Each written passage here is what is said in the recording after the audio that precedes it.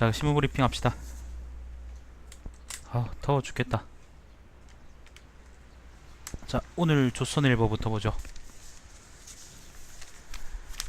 자, 5월 22일 조선일보입니다. 일면 기사. 문재인 캠프 밖에서 온 경제 외교 사령탑. 외교가 좀 특이하던데. 외교부 장관인가요? 아니, 뭘로 내정된 거지 지금? 외교부 장관이죠. 외교부 장관 후보자로 경화라는 사람을 영입했는데, 이 양반이 이제 기존 외교관 출신이 아니고 국제기구 출신입니다. 그래서 양파 지금 뻗어 있네요. 국제기구 출신입니다. 그래서 그것 때문에 좀 난 되게 신기하게 봤었었는데, 네, 뭐 요건 한번 직접 읽어보시고요, 기사를. 자, 공화당 맥케인 사드 비용은 미국 몫이다. 조금씩 풀리는 중국 사드 보복 한한령. 북한 일주일 만에 또 탄도미사일 도발. 문재인 정부 출범 뒤 두 번째. 이번에는 이제 장사를 북한이 이제 한국에다 하는 게 아니고, 남한에다 하는 게 아니고, 저기 어디에요, 일본에다 갈 생각으로 하는 모양인데, 아베 지지율 쭉쭉 떨어지다가 지금 멈췄다 그러죠. 자, 이면입니다. 재벌기업 외친 장하성하고 김상조 얘기하는 겁니다. 소등 들려 성장 외치며 다시 만나다. 경제정책 이야기입니다. 장하성 두들겨 패는 재벌기업 안해 새 강자 만들 것이다. 김상조 관련 아니지 장하성이구나. 자, 3면입니다. 청계천 판잣집 소년가장이 쏘아올린 인간승리 드라마. 김동연 이제 경제부총리 후보자라는 사람 관련 이야기인데, 뭐 조선일보에서 그 주목하는 건 역시 또 인간 승리 스토리, 뭐 자수성가 그런 거기 때문에 여러분이 그렇게 읽을 필요 없습니다. 여러분이 자수성가를 하려 그러면은 여러분이 길 가다가 벼락 맞을 확률 정도의, 당첨될 정도의 확률과 능력이 있으면 됩니다. 능력만으로 되지 않아요. 자수성가를 한다는 거는 노력만으로 되지 않고요, 운이라는 게 꼭 필요한데, 그 운이라는 걸 모두 갖고 있으면 그게 운이 아니겠지. 김동연 후보자 경제 살리기를 볼링의 비유. 겨냥할 볼링 1번 피니 저성장, 2번 청년 실업, 3번 저출산, 뭐 그렇답니다. 기자 새끼가 아마도 볼링을 한 번도 쳐본 적이 없는 새끼일 겁니다. 아, 봤어요. 치웠습니다. 3면입니다. 외교부 유리천장 깬 첫 여성 장관. 북핵 4강 외교 경험은 없어. 아무튼 국제기구 출신의 사람을 올렸다는 게 난 참 되게 신기하다고 생각을 했는데, 왜냐하면은 우리나라 외교부가 엄청 욕을 많이 처먹잖아요. 근데 그걸 좀 쇄신할 수 있을지 모르겠습니다. 안보 컨트롤 타워의 통상 전문 전 외교관 정의용이라는 사람 얘기고, 그리고 홍석현이를 지금 문재인이 인지를 잡고 있어서 중앙일보가 조중동이란 이름에 걸맞지 않게 요즘 문재인 정부에 대해서 그렇게 비판적인 기사를 막 쓰지 못하고 있다라는 얘기가 있습니다. 네, 홍석현 관련 얘기도 있고요. 오면입니다. 5대 비리 관련자 배제한다 했지만 문재인 대통령의 인사 딜레마. 5대 비리 관련이 뭐냐면은 병역 면탈, 부동산 투기, 세금 탈루, 위장 전입, 논문 표절. 요게 뭐냐면은 강경화라는 사람 있잖아요. 국제기구 출신 요 사람이 장녀가 이제 이중국적에다 위장 전입이다. 그래서 그것까지 물어뜯는 건데, 이거는 뭐 문재인 정부에서 어떻게 하겠죠? 그거는 잘 모르겠습니다. 조선일보 사실 이제 조선일보가 이지랄 하기 전에도 이미 이제 강경화가 그런 문제가 있다는 얘기가 있었기 때문에 아마 뭐 뭔가 백이 있거나 아니면은 뭐 버틸 만한 그런 게 있다고 생각하기 때문에 문재인 정부 좀 밀어붙인 것 같습니다. 사실 조선일보가 정부 인사를 이렇게 엄격하게 검증하는 게 거의 한 10년 만이기 때문에, 조선일보도 10년 만인가 8년 만인가 9년 만이기 때문에 조선일보도 아마 굉장히 양심에 찔리는 그런 글이 아닌가라고 생각을 하면서 그러니까 신문에다가 실었지 싶습니다. 아무튼 하긴 생각해보면 또 이 새끼들이 그런 양심이 있으면은 애초에 10년 동안 그 개질할 병은 하지 않았겠죠, 그죠? 자, 통진당 해산 반대한 사람이 헌재 소장, 국민의당 일부도 반대, 국회 통과할까? 김희수라는 사람 이야기입니다. 헌재 소장 후보자죠.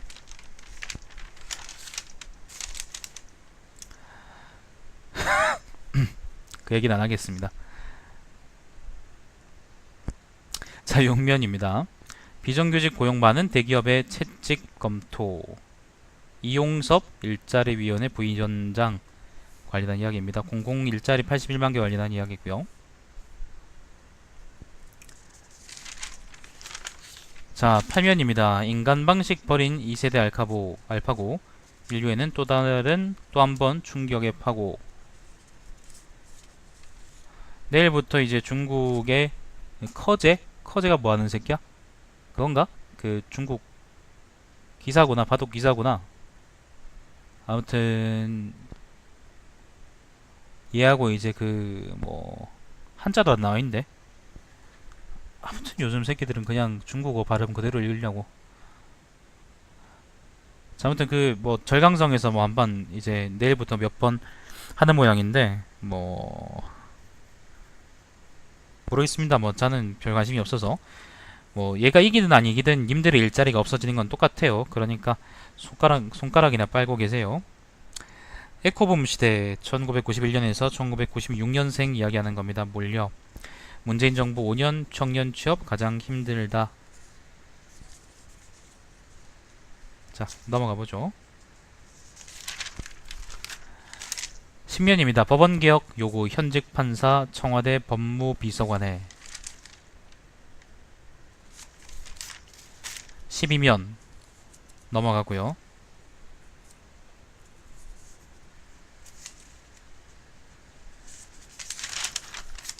14면 사회면인데 문재인 정부 임태희 전 실장 대학 총장에 임명할까. 임태희는 4대강 사업 당시에 대통령 실장이랍니다.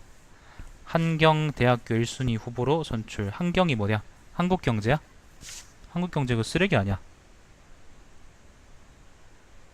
우리 강아지하고 고양이 그 화장실에 신문지를 깔아주는데 내가 한국일보는 보통 신문지를 안 쓰고요. 조선일보는 화장실에 깔아주는 그런 걸로 쓰거든. 왜냐면 그 정도에 알맞으니까. 글쎄 근데 몰라. 뭐 임태희가 누군지도 모르겠고 일단 넘어가겠습니다. 뭐 보실 분들은 보시고 저는 무식해서 잘 모르겠습니다. 밥 먹듯 야근하는데 게임사 12곳 임금 체불. 요거는 무슨 말이냐면은 포괄임금제 때문인데 포괄임금제가 뭔지 아시죠? 그죠?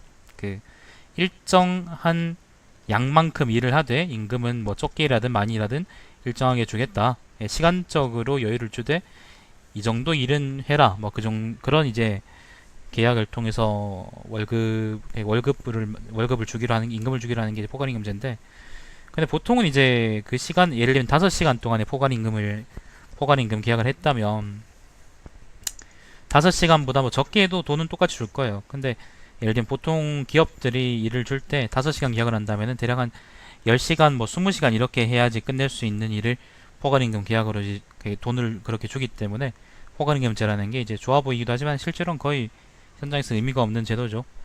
그 연장수당, 야근수당 뭐 이런 것들을 확실하게 줄 수 있도록 좀 포괄임금제가 개선되든지 아니면 포괄임금제가 좀 없어져야 됩니다. 문제가 좀 많습니다.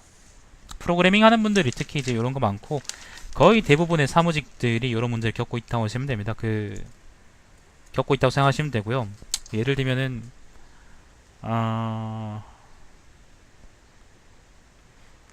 예를 들어서 뭐 연봉제 그러는 분들 있잖아. 연봉이 2,200이다. 예를 들면 연봉이 5,000이다. 이런 분들도 뭐 전부 다 포괄임금제라고 생각하시면 됩니다. 그렇게 계약하지 않는 게 좋아요, 사실은. 뭐 적게 일하고 그렇게 받으면 되지 않느냐? 니들이 적게 일할 수 있는 양을 기업이 주지 않을 겁니다. 기업은 니들보다 똑똑하니까요. 18면 코미는 FBI의 해임된 국장이죠. 상원 청문회 나가겠다. 러시아 커넥션 추가 폭로 가능성.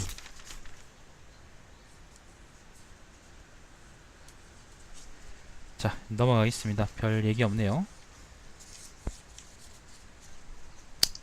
고로 디지털 단지 뭐 그쪽에 그냥 많죠. 그 고로의 등대 뭐 그런 말도 있잖아. 그치, 고로의 등대. 넷마블 같은 거. 넷마블도 거기 있나? 넷마블의 양명이 높다 그러던데. 28면입니다. 장수왕의 남진정책 막기 위해 신라백제 손잡았어요. 신문은 선생님 면인데 고구려가 한창 컸을 때는 아무튼 어마무시하게 컸는데 어마무시하게 컸었었는데 그때 이제 신라하고 백제가 별로 동질성도 없는 사람들이 아무튼 손을 잡고 고구려한테 개겨보자 그러고 상당히 성과를 이뤘었죠. 근데 나중에 그 어느 왕 때지? 아무튼 그 신라가 이제 백제 뒤통수를 치면서 다시 또 신라하고 당나라 그리고 그 고구려 백제 그다음 북방 민족들 제북방 민족들 이렇게 이제 세력 편제가 다시 짜지는데 모르겠습니다. 뭐 글은 내가 안 읽어봤기 때문에 얼마나 글이 알찬지는 잘 모르겠고요. 스팀 여름 세일요? 옛날만큼 세일이 그렇게 유명한가? 사람들이 좀 회의감을 느끼고 있던데. 내가 옛날에 스팀 막 뜰 때 내가 스팀은 쓰레기다라고 막 얘기했었었는데 사람들이 그걸 믿지 않았죠. 지금은 믿을란가? 33회입니다. 오피니언 조선업 비극 2라운드 요거는 산업일보 차장이 쓴 글인데 뭐 대우조선 해양의 처리 문제는 일단락됐지만은 아직까지 전망은 안개 속이다.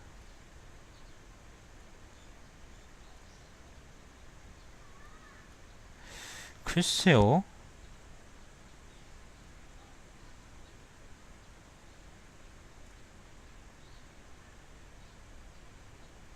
그러니까 요런 겁니다.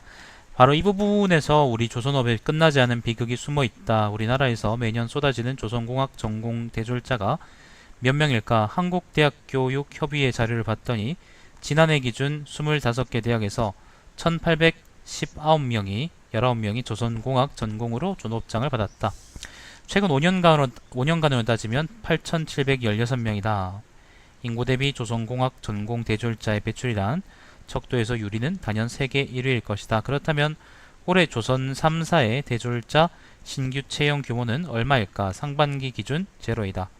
하반기에도 거의 뽑지 못할 것이다. 산업전략, 인재관리 전략 없이 규모를 마구 늘려 놓은 업보가 연간 예비 실업자 1,800명을 양산하는 가슴 아픈 현실로 드러나는 것이다.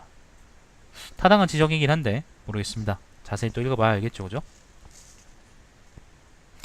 자, 국민은 취임 초 열흘보다 그 이유를 주목한다. 서강대 정치외교과 교수가 쓴 글입니다. 부제가 이렇습니다. 문재인 대통령의 취임 후 열흘 사회적 양극화 해소와 협치, 강력한 안보 의지 등 보여줘 초기 지지 못 이어간 역대 정부 전철 안 밟고 개혁과 통합할지 국민 눈을 뜨고 지켜보고 있어. 뭐 글은 읽어보진 않았는데 일단 제목하고 부제만 보자면은 상당히 무난한 글이네요. 조선일보스럽지 않은 무난한 글입니다. 한번 읽어보십시오. 35면입니다. 전자책 시장은 디지털 시대 공공도서관이다. 일자리 정부 성공은 수출에 달렸다. 근데 욕을 쓴 사람이 한국무협협회 부회장이랍니다. 별로 신뢰성이 가지 않는 글이죠. 사설입니다. 새외교 안보팀은 북핵 무경험자들, 북한은 또 미사일 도발. 김동연 5년 정권 아닌 50년 한국경제보고 가길. 김동연은 이제 경제부총리 후보죠. 아주대 총장이구나. 자, 촛불 참가했으니 빚 갚으라라고 정부에 요구한 전교조. 조선경제는 뭐 볼 기사가 있겠습니까? 다 뭐 투자 뭐 돈 그런 얘기겠지 뭐. 분양하우스 그런 기사도 있네요. 여의도 발업 신길 뉴타운 웃돈 2억 붙었네. 그런 걸 기사라고 적고 있습니다. 진위계수에도 안 잡히는 소득 불평등 계층이동 사달이 사라졌기 때문. 11면에 경제교실이라는 면에서 그나마 볼만한 기사가 하나 있고요. 문재인 정부가 굉장히 많은 일을 지금 초반에 몰아서 하고 있는데 그 기세를 나도 잘 이어갔으면 좋겠어요. 자, 조선일보는 끝이고 한국일보 봅시다.